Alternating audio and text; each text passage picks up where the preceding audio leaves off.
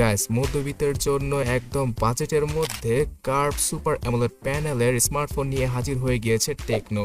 এবং কার্ভ ডিসপ্লের স্মার্টফোন আমরা অনেকেই শখ করে কিনতে চাই, বাট টাকার অভাবে আমাদের শখটা আর পূরণ করা হয় না। তাছাড়া কম দামেও কার্ভ ডিসপ্লের ফোন এখন অ্যাভেলেবল, কিন্তু সেখানে ভালো পারফরমেন্স কি, ভালো কোনো ক্যামেরা সেটআপ আর সফটওয়্যার সাপোর্টও পাওয়া যায় না। সো টেকনো নাকি তাদের টেকনো স্পার্ক 20 প্রো প্লাসের মাধ্যমে এই সকল প্রবলেমকে দূর করে সবচেয়ে কম দামে বাংলাদেশে লঞ্চ করেছে কার্ভ ডিসপ্লে যুক্ত গেমিং স্মার্টফোন, যেখানে কিনা ক্যামেরা হিসেবে পাওয়া যাবে 108 মেগাপিক্সেলের রিয়ার ক্যামেরা আর 32 মেগাপিক্সেলের selfie camera. So hey guys, Shanto here. Spark 20 Pro Plus স্মার্টফোনটা কেনার আগে অবশ্যই আপনাদের এই ভিডিওটা দেখা উচিত, বিকজ এই ডিভাইসটার ভালো মন্দ সবকিছু জানাচ্ছি আজকের এই ভিডিওতে। তাই এখনই লাইক আর সাবস্ক্রাইব বাটনে ক্লিক করে শেষ পর্যন্ত দেখতেই থাকুন। First of all, box content হিসেবে যারা কিনা প্রি অর্ডার করছেন তারা হিউজ আকৃতির একটা বক্স পেয়ে যাবেন, বাট নর্মালি পাওয়া যাবে এই ছোট্ট আকৃতির ট্র্যাডিশনাল বক্সটি, যেখানে কিনা 33 ওয়াটের charger, USB type C data cable, SIM ejector tool, বেশ কিছু স্টিকার, তার পাশাপাশি একটি টিপু কেসের দেখাও পাওয়া যাবে। সো গাইস, টেকনোর এই ফোনটার সবচেয়ে হাইলাইটিং পয়েন্ট হচ্ছে গিয়ে এর কার্ভ ডিসপ্লে। তবে সেই ডিসপ্লেটা সম্পর্কে জানার আগে ডিজাইনটা একবার দেখিয়ে দিচ্ছি, বিকজ এই রেঞ্জের একটা স্মার্টফোনে টেকনো চাইলে গ্লাস ব্যাগকে ইউজ করতে পারতো, বাট প্লাস্টিক ব্যাগের পাশাপাশি প্লাস্টিক ফ্রেমের সাথে আসে টেকনো স্পার্ক 20 প্রো প্লাস স্মার্টফোনটি। পেছনের ডিজাইনটা দেখে অনেকটা ভিভোর X90 সিরিজের কথা মনে পড়ে যায়। তো এই ডিজাইনটা আপনাদের কাছে কেমন লাগছে অবশ্যই কমেন্টে জানাবেন। ডিসপ্লে হিসেবে আমি বলবো না যে হতাশ করেছে টেকনো, একদম বেস্ট কোয়ালিটির ডিসপ্লেকে বাজেট অনুযায়ী দিয়ে দিয়েছে টেকনো। অ্যামোলেড প্যানেলের 120 হার্জের 1000 নিটসের পিক ব্রাইটনেস যুক্ত 6.78 ইঞ্চির একটি হিউজ আকৃতির কার্ভ ডিসপ্লেকে প্রদান করেছে টেকনো এবার তাদের স্পার্ক 20 প্রো প্লাস ডিভাইসটিতে। এই স্মার্টফোনটার ডিসপ্লেতে অলওয়েজ অন ডিসপ্লের ফিচারটাও রয়েছে, যেটা কিনা লক্ষ টাকা দামের স্মার্টফোনে পাওয়া যায়, তবে সেটা সব সময় অ্যাকুরেটলি কাজ করে না। ফুল এইচডি প্লাস থাকায় অবশ্যই শার্পনেসে তেমন কোনো ঘাটতি হবে না। আর এই ডিভাইসটা যেহেতু বর্তমানে 26,999 অথবা 27,000 টাকায় পাওয়া যাচ্ছে, এই বাজেটে ডিসপ্লেটা এক কথায় জোস। এর কালারগুলো এবং ভিউইং অ্যাঙ্গেলটাও সেরা। অনেকটাই 40,000 টাকা দামে যেই সকল ওয়ানপ্লাসের ডিভাইসগুলো পাওয়া যায় সেই ফোনগুলোতে যেমন ডিসপ্লে থাকে, ঠিক ওই রকম ডিসপ্লে মনে হবে টেকনো স্পার্ক 20 প্রো প্লাস স্মার্টফোনটার ডিসপ্লেকে। তাই ডিসপ্লের দিক দিয়ে বাজেট অনুযায়ী এই প্লাস ক্যাটাগরির ডিসপ্লেকে প্রদান করতে পেরেছে তারা। অ্যান্ড্রয়েড 14 এর সাথে আসা এই ডিভাইসটি হয়তো মেজর একটা অ্যান্ড্রয়েডের আপডেট পেয়ে যাবে, মানে অ্যান্ড্রয়েড 15 এর আপডেট আগামী বছর হয়তো এই ডিভাইসটা পেতে পারে। আর টেকনোর সফটওয়্যার নিয়ে নতুন করে কিছু বলার নেই, এখানে হিউজ পরিমাণে অ্যাডসেট দেখা আর ব্লোটওয়্যারের দেখা পাওয়া যাবে, যদিও কিনা সেগুলো বন্ধ করা পসিবল, বাট অনেকেই আছেন যারা কিনা এগুলো বন্ধ করতে পারেন না অথবা বন্ধ কিভাবে করে সেটা জানেন না। সো অ্যাডসেট দেখা পেলে অবশ্যই খারাপ লাগে একটা স্মার্টফোনকে ইউজ করতে। তাছাড়া বিভিন্ন ধরনের ফিচার পাওয়া যাবে এখানে, কিন্তু এদের সফটওয়্যার এক্সপিরিয়েন্সটা অতটাও ভালো নয়। অনেকটাই 15 থেকে 16,000 টাকা দামের স্মার্টফোনের মতোই মনে হবে এর সফটওয়্যারকে। তাছাড়া গ্যাস, টেকনোর এই স্মার্টফোনটাতে মিডিয়াটেক G99কে ইউজ করেছে তারা, যেটাকে কিনা তারা আলটিমেট চিপসেটও বলছে। তবে এই চিপসেটটা রেগুলার মিডিয়াটেক G99 এর মতোই কাজ করবে। গেমিং এর ক্ষেত্রে পাবজির মতো গেম 40 FPS এ খেলা পসিবল কোনো রকম ল্যাগ ছাড়া।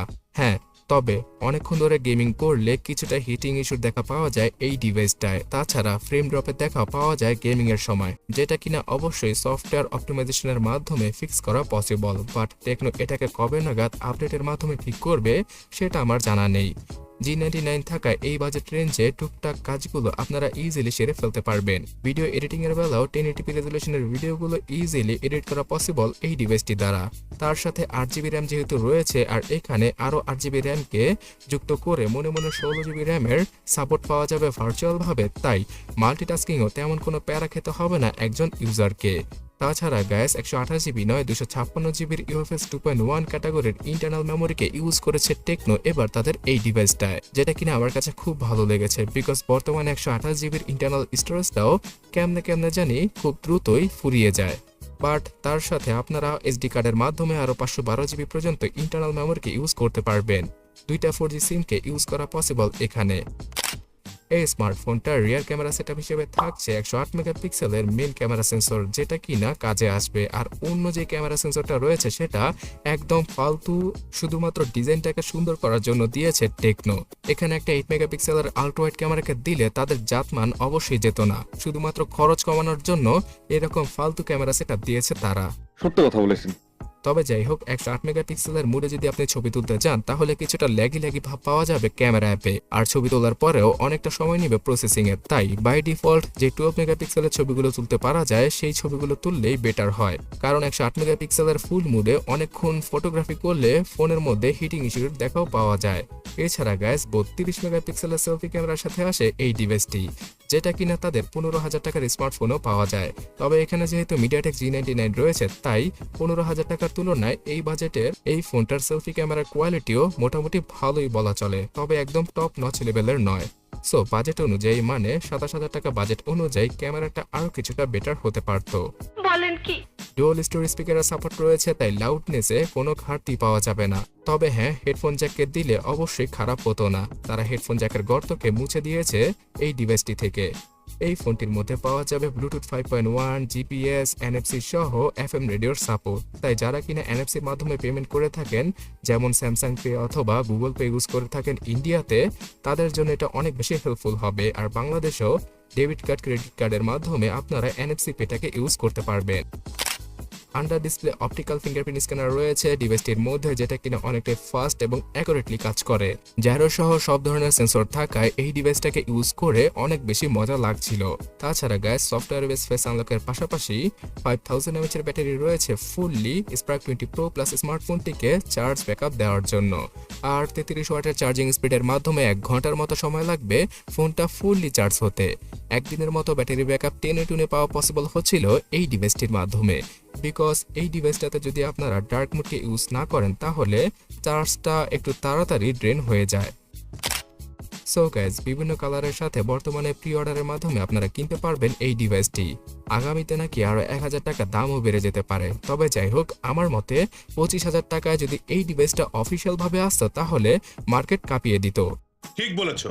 যদিও কিনা বাইরের কান্ট্রিগুলোতে 20 থেকে 23,000 টাকার মধ্যেই এই ফোনটার 128 জিবি থেকে শুরু করে 256 জিবির ভেরিয়েন্টটা পাওয়া যাচ্ছে।